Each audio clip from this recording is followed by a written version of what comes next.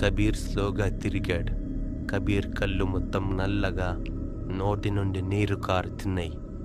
నిఖిల్ ఇలా అన్నాడు, ఎవరు నువ్వు? తలుపులు వెంటనే మోసుకుపోయాయి. నిఖిల్ మళ్ళీ అడిగాడు, ఎవరు నువ్వు? కబీర్ ఎక్కడా అని. కబీర్ ఉన్నట్టుండిగా నిఖిల్ ముందుకు వచ్చేసి భయపెట్టాడు. నిఖిల్ భయంతో గట్టిగా అరిచాడు. నిఖిల్ అరుపులు విరిదాటి బయటికి వెళ్ళలేదు. ఆరవ గోడకి అతుక్కొని భయంతో వణుకుతూ ఉంటాడు. భయంతో నిఖిల్ కళ్ళు మూసుకొని దేవుణ్ణి ప్రార్థిస్తున్నాడు. కళ్ళు తెరవగానే కబీర్ లేడు. అంతా నార్మల్గా అయిపోయింది. మార్నింగ్ టీచర్స్ ఆరవ్ ఇంకా నిఖిల్ని కారిడార్లో టెన్షన్తో కూర్చొని చూశారు. రాత్రి జరిగిందంతా ఆరవ్ ఇంకా నిఖిల్ టీచర్స్కి వివరంగా చెప్పారు. పోలీసులు అడవంతా వెతకడం మొదలుపెట్టారు. ఎక్కడ